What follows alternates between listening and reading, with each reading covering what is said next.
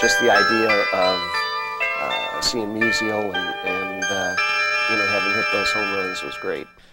Welcome to the playpen of the ultimate Cardinal collector. Here you will find everything that pays homage to the birds on bat. This is a very nice item, Malcolm, because it's pretty tough to get Mark McGwire's signature, and I kind of put everything together with the scorecard and a couple of decorative items to make a nice collector's piece out of it.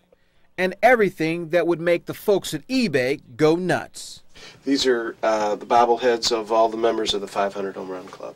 Do you ever come down here and just sit down and just stay immobile and just look around and reminisce? Oh, sure. I got my television down here, and I'll sit on my couch and watch TV and just kind of enjoy it all. I never thought I'd fill it up so much as I did down here. I thought I'd have more room to spread out a little bit because it's not as comfortable as I envisioned.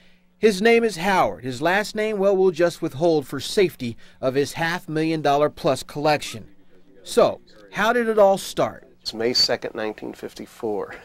I was at the ball game when Musial hit 5 home runs in a doubleheader. In the month of May, we were playing the Giants in a doubleheader, and Musial hit 5 home runs and hit another ball 400 feet. This is a signed scorecard from the first of that doubleheader. This is a man totally into Stan the Man. In all, more than 400 items personally signed by his Redbird favorite. Making our way through here. A lot of great items in here, Howard, but I know this happens to be one of your favorites right here. Right. This is a sign that was on the Wonder Bread trucks back in around 1958 that I was able to obtain from a dealer in Indianapolis, and it's kind of a one-of-a-kind item that I'm proud of because it's an original and something that you don't see around too much. You can barely move in the basement of his West County home. This place is jammed with everything from signed jerseys to balls, thousands of pictures, and some very special bats. How crazy is it? Put it this way. You don't even need a newspaper when you go to this bathroom. Howard, this is supposed to be a bar. I don't see any cool libations here. Well, it originally wasn't my plan. I didn't realize that I had so much stuff that would eat up so much space at one time, so I've covered every inch that I possibly can with various stuff that you can't even see unless you dig through it and try to find it.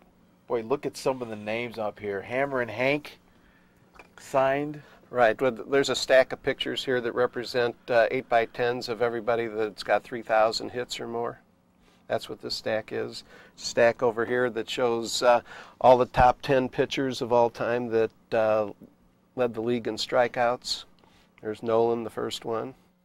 You will be hard-pressed to find one of these. It's a plaque with all the members of the 500 Home Run Club, and right next to it, one with the members from the 3,000 Hit Fraternity.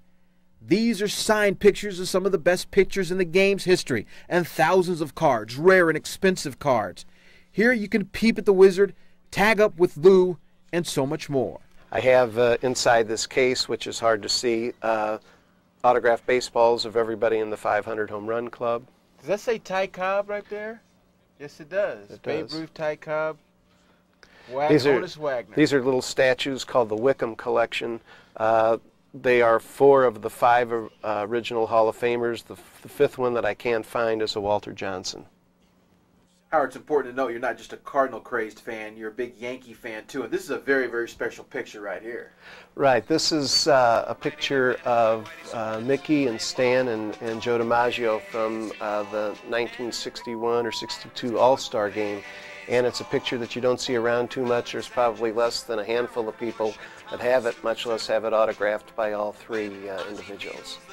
If you are a fan of the game, you can get lost in this very special place. I've had people come down here that are collectors or friends of mine or dealers, and they'll look for 2 or 3 hours, and walk around and look at every little thing.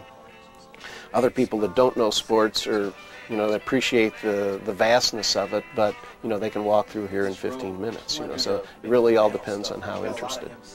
Howard has no children to pass on this unbelievable collection, so when he moves on to the great diamond in the sky, he hopes to leave most of it to the people at Cooperstown. They better build another wing. For Sports Plus, Malcolm Briggs, News, Channel 5 Sports.